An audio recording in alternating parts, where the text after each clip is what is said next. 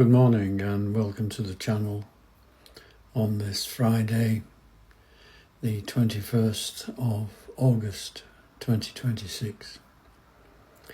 For a long time now I've been reporting on events in the Middle East or the Ukraine-US war, and occasionally we have moved over to the Sudan, and very occasionally we've moved over to Southern America. Today I would like to talk to you about a war that goes on and is largely unrecognised and not talked about at all. And that is the conflict in Myanmar, which used to be called Burma. The Myanmar Civil War in 2026 is one of the world's most intense and complex conflicts. A nationwide fight between the military junta and a broad coalition of resistance groups, with civilians bearing the brunt of all as usual. The war's current trajectory in 2026, the junta is regaining a little bit of momentum. They've been losing it over the last year or two. After years of losing territory, the Myanmar military has regained the strategic initiative thanks to tens of thousands of new conscripts and some reorganised command structures. Analysts say the army is now poised to resume major offensives, reversing some of the losses suffered between 2023 and 2024. There is escalation of violence against civilians who always suffer. Since March 2026, when Min Aung Hlaing reshuffled the military command and appointed Yi Win-oo as Commander-in-Chief, the junta has sharply escalated airstrikes and mass killings.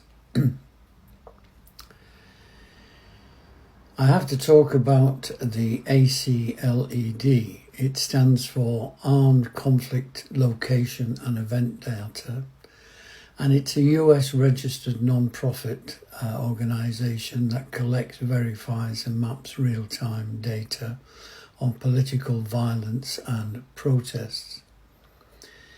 And we need to know who this is because it records more than a dozen mass killings in the first half of 2026. Over 450 civilians were killed in these incidents alone. The military is now regularly deploying groups of 2 to 5 jet fighters to conduct sustained airstrikes on single targets. This marks one of the most violent phases of the war since the 2021 coup. Territorial control of a fragmented country. As of mid-2026, resistance forces plus ethnic armed organisations control approximately 42% of Myanmar. The military junta controls approximately 21%. The rest is contested and under shifting control. This fragmentation means the war is effectively nationwide, spanning the north, east, west and central regions. The political developments, well, it's a facade civilian government. In April 2026, coup leader Min Aung Hlaing became a civilian president after an army-engineered election that banned most opposition. Min Aung Hlaing was an ex-army general, of course. This government is widely dismissed as a facade for continued military rule. His transition coincided with a new military command structure, intensified bombing, renewed offensives into border regions with rare earth deposits and key trade routes. More on that later. There is a rare opening for diplomacy, but it's very fragile. For the first time in years, a potential opening for talks has emerged. The SCEF, which is like an umbrella body for all the major ethnic armed groups, and is also supposedly the shadow government, says it is now committed to a negotiated political solution. ASEAN states, especially Thailand and the Philippines, are pushing for re-engagement talks.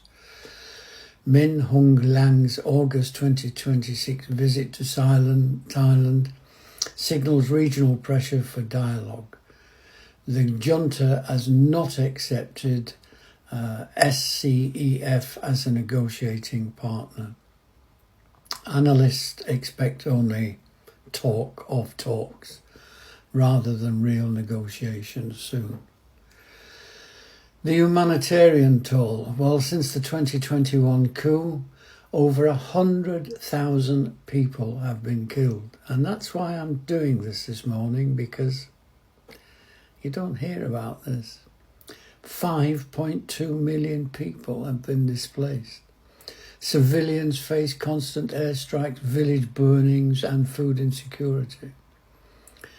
Weariness is widespread. Many civilians just want the war to stop. They don't even care who wins. Why the conflict persists? Well, the junta's determination to maintain political dominance, ethnic armed groups' long-standing demands for autonomy, the shadow government's push for federal democracy, China's strategic interest, i.e. the China-Myanmar economic corridor, a lack of unified international pressure. In summary, Myanmar's civil war in 2026 is defined by a junta regaining battlefield momentum, intensified airstrikes and mass killings, a fragmented country with large areas outside of government control, a tentative diplomatic opening but no real peace process yet, one of the world's worst humanitarian crises. And you never hear about it. Thank you for watching. Thank you for listening. I'll talk to you again tomorrow. Take care.